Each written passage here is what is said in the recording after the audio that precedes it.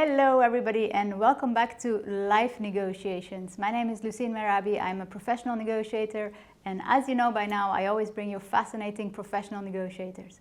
I just had a conversation with the one and only, the legendary, the author of the famous book Never Split the Difference, Chris Voss. Chris is a former head of hostage negotiations for the FBI. He was the only lead international kidnapping negotiator for the FBI.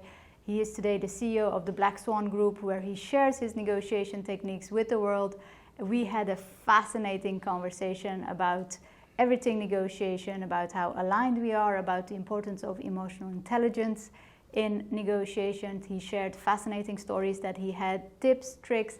It was a wonderful conversation that I'm happy to share with you now. Enjoy. Hello, Chris. Hello. Welcome to Dubai. Thank you. Thank you so much for taking the time for this interview, and welcome to Life Negotiations. Thank you. My pleasure. What I love about what you say is everything in life is a negotiation. Right. And as a negotiator, I'm trying to convey that message and teach people how important it is to use negotiation skills in everyday life. But how far do you think it goes, this aspect of everything as a negotiation? Can you elaborate?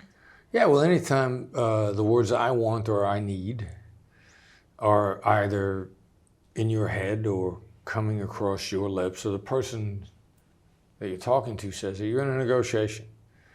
Most people only think negotiations are when money's involved. The commodity is money. That's a negotiation.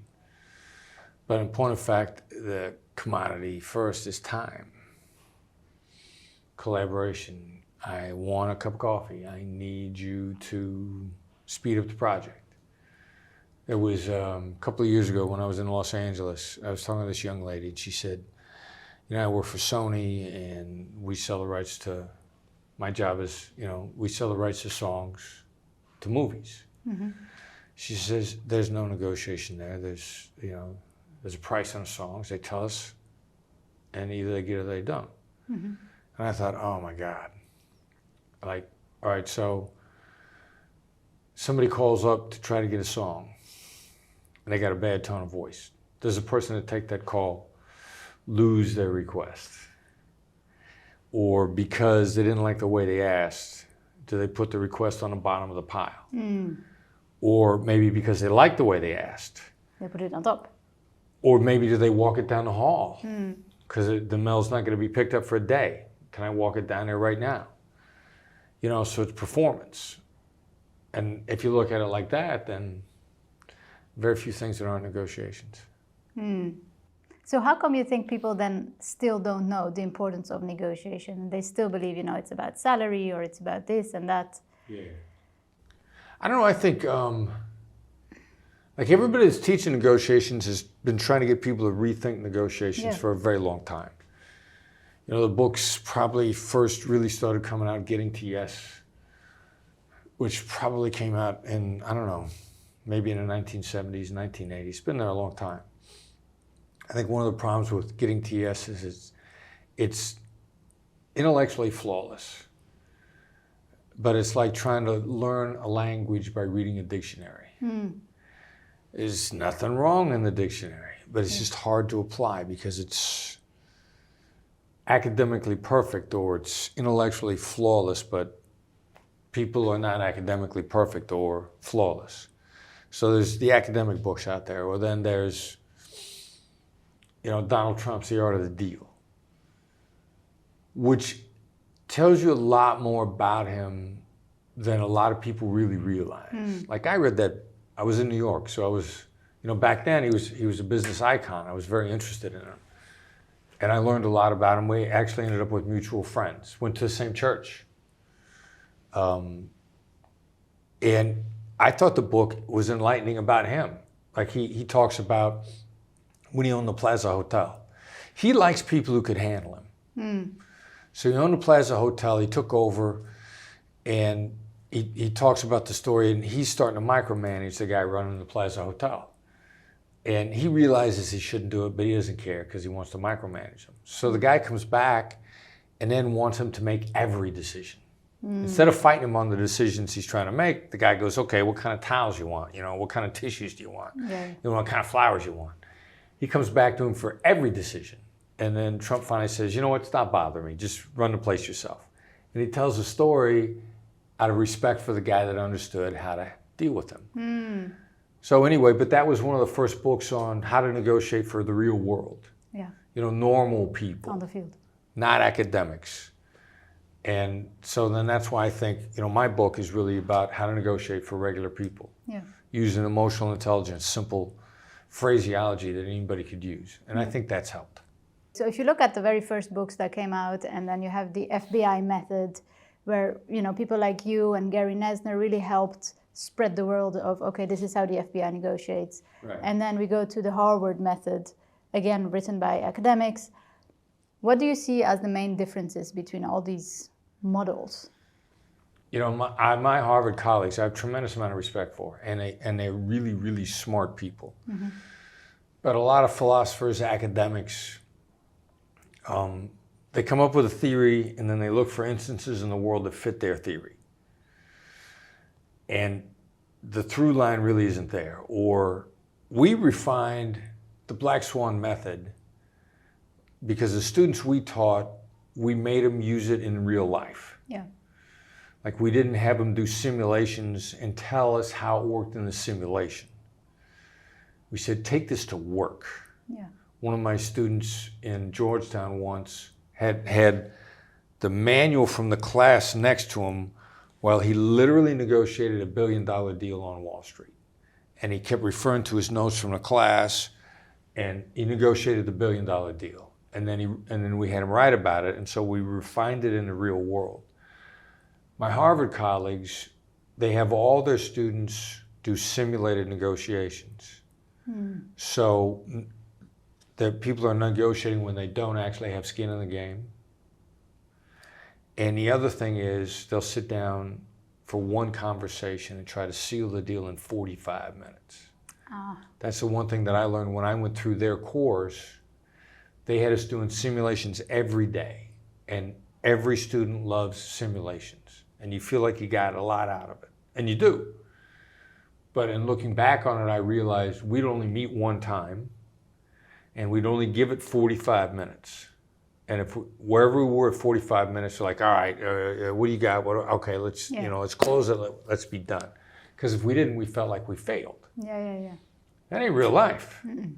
Real life, 3 interactions, 10 interactions. Yeah, you don't even know how long you have. 30 minutes, 90 minutes, 6 hours. 6 months. 6 months.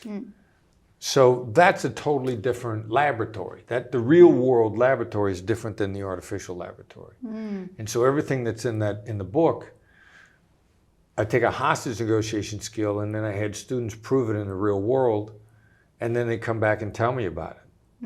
And so we proved it in the real world. So as long as it's real world, then, whether it is the FBI method that you use, the Black Swan method, or any method, and it's in crisis negotiations or in business negotiations, as long as it's the real world, do you then see more similarities between those worlds? No, exactly. Okay. Because then, and you know, you mentioned Gary Nesner, who's my boss and a mentor. Yeah, I was he's a thinking on the great way friend. over here, I've had a number of mentors. I probably learned as much from Gary as I did from anybody. Learned a lot from Gary. I used to call him after he retired, because I'd find phrases that he taught me coming out of my mouth. Really? And I'd call him on the phone and be like, man, you infected me, man. I'm saying the same things now that you said to me 4 years ago. But the decision-making in a crisis and decision-making in a business deal, if it's a human, is the same. Yeah. What am I afraid of losing? How does this affect how I see myself, my identity? What does this mean for who I am? And really, what am I afraid of losing is the biggest driver of all human decision-making. It's not the only driver, but the biggest driver of all human decision-making is, what am I worried about losing? And as soon as you wrap your mind around that, you can get a read on anybody in any situation. Okay. As you know, in life negotiations, I pull the negotiator to a personal story, because what I'm really interested in is how can we use negotiation skills for everyday situations, for everyday life, especially when we're facing adversity. So would you be willing, Chris, to share a story where you had a personal loss, a personal failure, a personal difficulty that knowing how to be a negotiator helped you solve it? Well, as much as knowing how to be a negotiator, and also the negotiation somebody used on me. When I was working a case in the Philippines, the Burnham-Sabero case, which was a train wreck from end to end. Guillermo Sabero was murdered by the Abu Sayyaf about 3 weeks in. The Abu Sayyaf killed a lot of Filipinos along the way in a brutal fashion, and it ended about 13 months later in a botched rescue attempt. There were 3 hostages left after 13 months. 2 Americans, Martin and Gracia Burnham, and a Filipino female named Deborah Yap. Botched rescue attempt. The Scout Rangers didn't even know there were hostages in the camp. They just assaulted, opened fire. Martin Burnham was killed. Deborah Yap was killed, and Gracia Burnham was wounded in the leg and lived, and is still here to this day. I maintain an acquaintanceship with her and her children. And when that went down, I happened to be in the U.S. and like it had gotten ugly, and we were just wondering how it was going to end because the bad guys were in a state of disarray. None of the agencies were cooperating. I mean, it was a mess before that happened, and then I got the call about 5 o'clock in the morning. I'll never forget that. The negotiator in country said, "I've got bad news. Martin is dead." And he teed me up with that perfectly.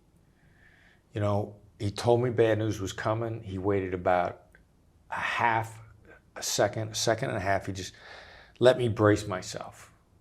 People are resilient if you let them brace themselves. Emotional pain, physical pain. Yeah. A podcaster I listen to all the time now, Andrew Huberman, was talking about this on his podcast. Said if a doctor says this is going to hurt, and then he jabs you, you handled it. If he jabs you without telling you, it's horrible. Or if he says this is going to hurt, and then he waits 10 minutes, the wait is excruciating. Emotional pain, physical pain, same thing. Let a person brace themselves, but don't linger, and they can handle it. And that's what Kevin did when he called me. Got bad news, Martin is dead. It was a personal low point for me at the time. And I had to brief everybody in the U.S. government on our side of the world. I started making phone calls, and first I called my bosses at the time, and Gary was still there. I got bad news, Martin is dead. We called FBI headquarters. I assumed that I knew before State Department did, so I called Department of State. I had to make notifications across the government. I said it exactly that way every time. That was the only way I could get through it. And to this day, if we got bad news for somebody, let them brace themselves. Don't hit people without warning. Human beings are phenomenally resilient if you let them brace themselves. And I experienced that in that moment. And then a couple of years later, then I realized, like I said, it was a personal low point. I finally came to the point where I realized it wasn't my father that died. And it wasn't my brother, or it wasn't my significant other. So I was being a little bit self-pitying to think that it was a personal low for me when I thought about the impact that it actually had on his family. And that was one of the things that brought me out of it. I thought, you know, I got no business feeling bad about this. They're the ones that are entitled to be devastated, not me. And I love the way in everything you do, there's always the human element, there's always neuroscience, and there's always emotional intelligence, right? Emotional intelligence is in everything that you do. And I love that because we still, till this day, despite the science of it, we have people saying emotions have nothing to do on a negotiation table. Emotions, just put them... I kid you not, Chris, I was invited to speak at a negotiation conference. And when they saw my presentation all over emotional intelligence, they were like, no, you're not going to speak. People don't want to know about emotional intelligence when we speak about negotiation. This is a real story. So can you please, coming from you, explain how important emotions are in negotiations? Yeah, well, Sean Acker, a Harvard psychologist, did a great TED Talk. I think it's called The Happiness Advantage. I mentioned it so much I should know the title. But he's my source of data on this. And by the way, if anybody that hasn't watched the TED Talk should watch it because it is hysterical, of course. Okay, I'll put a link around this podcast. And Sean says you're 31% smarter in a positive frame of mind. Emotions. Amazing. Positive emotions make you smarter. Which the flip side of that coin is, if you're in a negative frame of mind, you're dumber. So you have the recognition of the neuroscience. If you think emotions don't have anything to do with negotiations, you are ignoring neuroscience, which is hard science. So one thing I love about neuroscience, it's not speculation. Yeah. It's good, solid, peer-reviewed, academically rigorous, serious science. And then you also combine in, just before neuroscience started hitting really hard, people were talking about flow, the mindset of flow. A friend of mine, Stephen Kotler, wrote a great book on it called The Rise of Superman, where people are capable of extraordinary things in flow. It's extraordinary physical feats, for example. Yeah. There used to be Caesar's Palace Casino in Las Vegas. They used to have this fountain in front of it, this monstrous fountain. Back in the 1970s, a motorcyclist tried to jump over it, Evel Knievel, and he didn't make it. He crashed. Didn't kill him, but like broke every bone in his body. He recovered. But flow X Games athletes, an X Game athlete on a motorcycle does a backflip over the same fountain just because of what's in his head.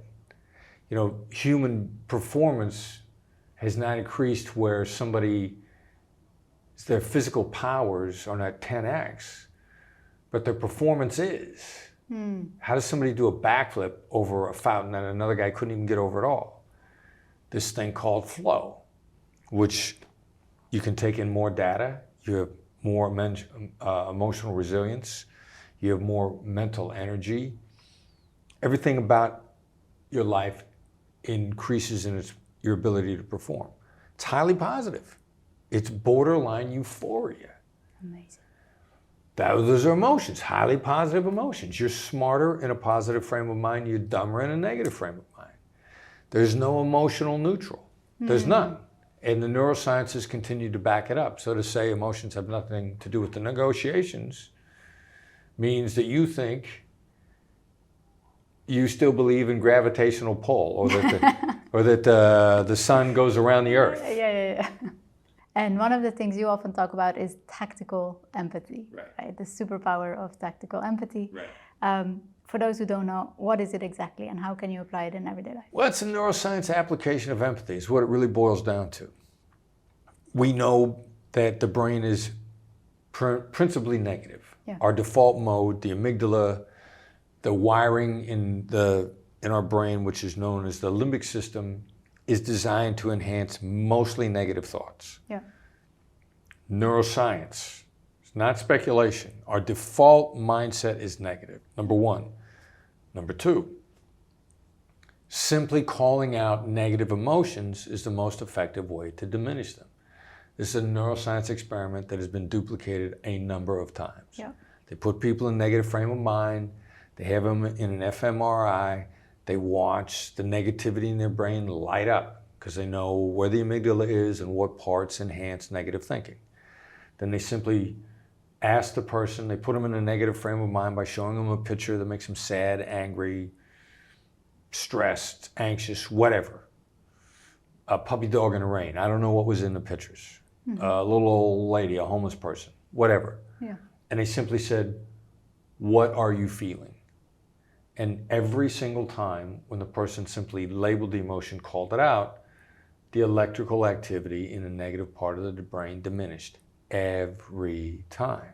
Yeah. Now it diminished by different degrees, and the degree of impact of labeling a negative changes, but it doesn't change the type of impact. It's a neuroscience proven experiment. So what's tactical about empathy? If I know that you're principally driven by negative emotions, and I know that the best way to get rid of them is to call them out, Yeah. then all I got to do is call them out. If I know that you don't trust me, I will say, seems like I haven't earned your trust. Yeah. And that will begin to change the dynamic instantly. So tactical empathy is emotional intelligence. And the neuroscience lessons we apply tactically to put you in a frame of mind where you can listen to me without being clouded by your negative emotions. Well, it sounds easier than in reality, right? Because in order to do that, first you have to be connected to your own emotions, knowing how to label your own emotions. What is it that I'm feeling? What is it that's happening in my body? In order for you to be able to connect to the emotions of somebody else. So having not only the listening skills through the ears, but like the 3D observation of what's happening for somebody. Right. And then having the emotional capabilities of expressing what it is that you seem to feel towards another without judging or pointing fingers. So there's a whole aspect that comes together in this arena of emotional intelligence and the mirroring and having it right, or sometimes deliberately having it wrong, right? Exactly. So that they can correct you. Yeah. And say, that's right. Exactly. Yeah. So there's so much that comes together, but as long as we, people like you and I keep emphasizing the importance of emotional intelligence in negotiation, I think we're really making a change in the way negotiations used to be perceived as this, hardcore, I win, you lose strategy. Right. Yeah. So there's still a lot to be done. Or the argument or... Yeah, exactly. The selling. Right. Yeah. The emotional intelligence is the hack. It's the mechanism that bypasses all that nonsense. And also on a human level, right? We get to connect on a human level, and we get to get rid of the personas and the titles and the look at me and the ego, and we connect from heart to heart, and that's where we get the magic done, right? Yeah, exactly. Yeah, agree completely. That's right. That's right. And if we pull this further and say, what about using these beautiful skills to negotiate with ourselves? Yes. I mean, at the moment, as you know, it's a mess in the world. There's so much suffering happening because of COVID, the COVID measures and the lockdowns and everything that's happening. Mental health is going over the roof, depression. How do you think people can use negotiation skills to change the inner dialogue, the conversations that we have with that little voice in our head? Well, it's easy, but it's different than all the feedback that we're getting. So it seems like it's got to be wrong because the media gets it wrong all the time. The media just gets empathy wrong, whether it's television, movies, any of that stuff. So there's very little feedback that reinforces how to do it properly. Yeah. You may have a character in a movie who's scared of something, and they'll give the character dialogue, and he'll say to himself, "I'm not scared. Don't be scared." Yeah. Deny the negative. And suddenly he'll rise up and, be Superman and it'll work. Well, I do the opposite. I recognize that anxiety, concern is fear in all these different disguises. Yeah. It's all fear with a different word. And how do I know that? Practice. Isn't anything other than practice. But so if I feel concern, I'll say I'm scared. Yeah. I'll say it out loud. You call it out. And I'll feel it go away a little bit. And so I'll go, I'm scared.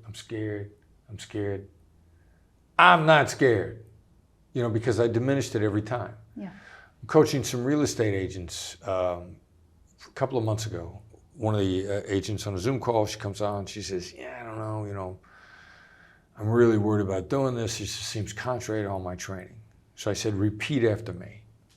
She said, okay. I say I'm scared. She says, I'm scared. I say it again. Say it again. Say it again. I said, now how do you feel? She goes, I'm fine. And then what I do is I pull it further and say, okay, then what is the need? What do you need? Right? Now that you know what you feel, what is the need behind it that creates this fear? Because if you're scared, there is a need for certainty, for this, for that, whatever it is. Right. And if you connect with the need then you can get back into empowerment of saying, okay, what can I do about it? How can I satisfy that need? Exactly. And the other day I got one of the most beautiful compliments I've ever had in my life. There was this lady in one of my trainings. She said, Luce, I have a son with special needs who doesn't communicate always, perfectly well what his needs are. So as a mom, I need to really be focused on understanding what is it that he really needs, whether it's physical, emotional, mental. And this lady told me, Luce, maybe because you have a son with special needs, you're automatically connected with the needs of other people. You go beyond the words and the acts and the ego, and you look, okay, what is the need? Right. What is it that this person needs? Right. And if you do that on a negotiation table, and you're so focused on, let me try to understand what this person needs, then that also helps to calm everything down and to look for the collaboration and the solution, which in the end, that's what we're all looking for, right? Yeah, I would agree completely. And the interesting point about what you just said is it's just practice. Yeah, exactly. You got forced into a situation through no fault of your own, but you found yourself there and you said, all right, I got to tackle this. Yeah. And the more you do it, the faster you are at it. And pretty soon, bang, you can pick it up. Yeah, and then it becomes automatic. And then you do it with everybody. Yeah. Good for you. Yeah, because it's there. It works. You built a circuit in your head. I know your son, Brandon, is working with you in the Black Swan group. Right. How do we teach our children? By the way, a funny story related to Gary, if I can. Yeah, of course. Because my whole time with the FBI, God bless Gary. I mean, he knew I was going to do the job, but I realized in hindsight now I was a loose cannon. I was a loose cannon that hit the target. I would call Gary at 5 o'clock in the morning and say, I'm getting ready to get on a plane to Florida. And he'd be like, okay. And I know that he was, at any given point in time, people, might call him and go, what's Voss doing? And his answer would be, he's doing his job. He'll be fine, leave him alone. But what I'm saying is I never really let anybody know what I was doing until I was already doing it. I wasn't good at letting people know in advance. So how do I expect my son to be any different than me? My son is ridiculously independent, and he does the job the whole time. And about a year ago, something else is going on in the company. I don't know anything about it till it's getting implemented. And I'm like, how can I expect anything different? Because I knew what I was doing. I want to be left alone. So I sent Gary a text, and it said, my son is exactly like me. I owe you an apology. Oh, wow. That's beautiful.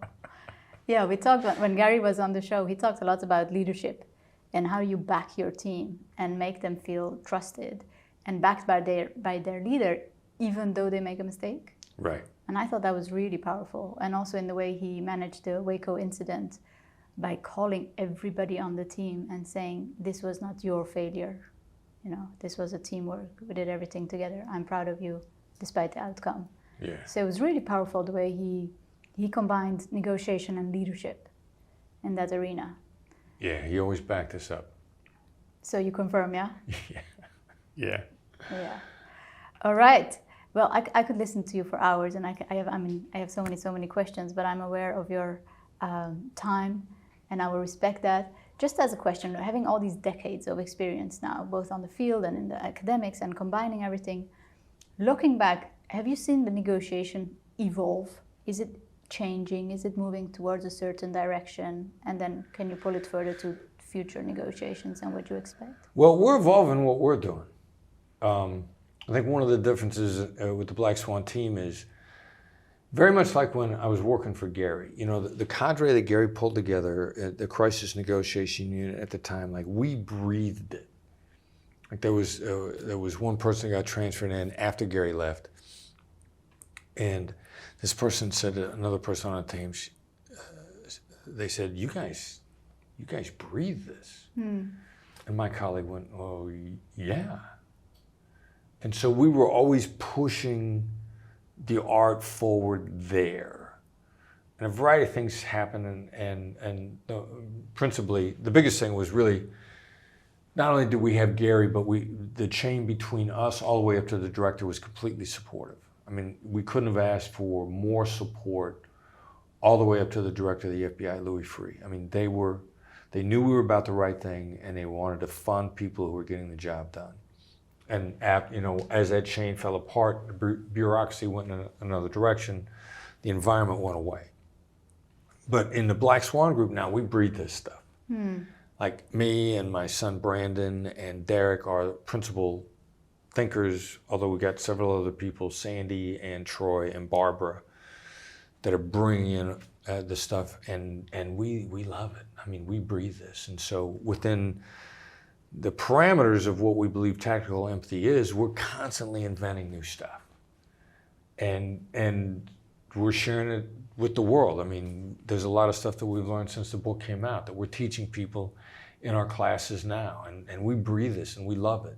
So can you name a few that are not in the book, but you've Well, developed it was one thing that my son came up with, which is a combination of what would effectively be an open-ended question, which we refer to as calibrated questions, with a label, with calling out emotion. Like if I'm getting ready to ask you something, and I know that your concern is going to be that you're going to get in trouble, you know, my son on his own, and he taught the rest of us, will say, how many people are going to get mad at you if you do this? So before your answer, you know, we call it a thought-shaping question. Yeah. We know that the obstacle is the reaction. So we get you to deal with the reaction before you answer. With that question form like that, you'll think about who's going to get mad at you, and you'll decide whether or not you can live with that. And since you've thought about it, you probably can. And you will have dismissed it, and then you'll agree to move forward. Yeah. As opposed to you agreeing to move forward and then finding out later that people were mad at you. You know, what we've done is we've deactivated a negative emotion in advance.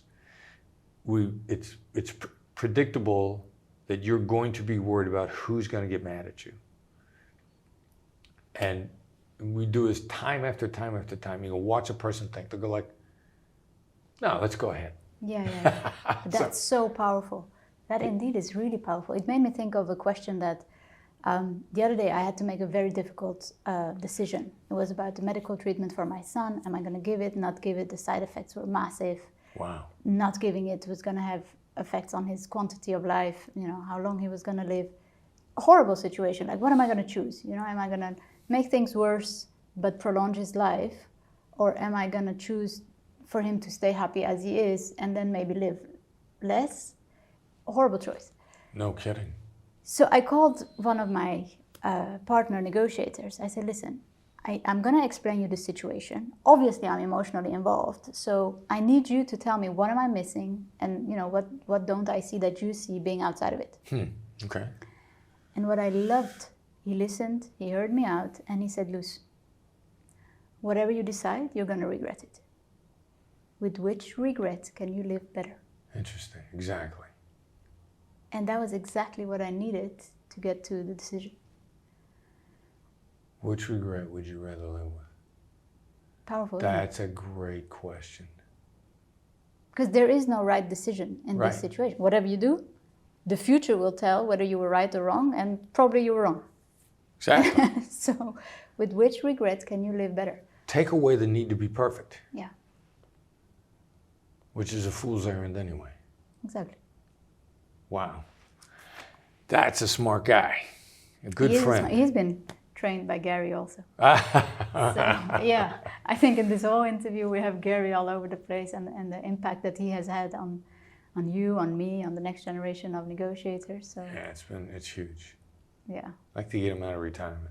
So I was driving here and I thought I want to mention Gary somewhere out of my gratitude for him, but then you're doing it as well, so this is wonderful. Yeah, very grateful that I worked for him.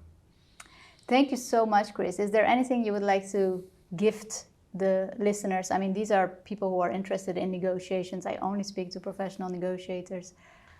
Is there anything that with your expertise you would like to leave them with? Well, first of all, keep learning, be delighted by it. But, you know, if you're interested in any of our ideas, any of the Black Swan ideas, and you don't have to be. I mean, there's lots of places to get ideas. And you should look at Andrew Huberman. You should look at Stephen Kotler. You should look at Daniel Coyle, wrote the Talent Code and the Culture Code. But check out our website. I mean, we've got a lot of free material. Yeah, I've seen that. A lot of free material that we want people to use to move their lives forward. So feel free to take everything free that we've got. Thank you so much. Obviously, I will put the link to the website there. And I'm really grateful for everything that you're sharing. You're really helping shape the negotiation arena, the professional negotiation world for negotiators like me. It's a goldmine of information. And I want to thank you very much. And thank you for your time and for this interview. It was a pleasure talking to you. Pleasure was mine. Thank you so much.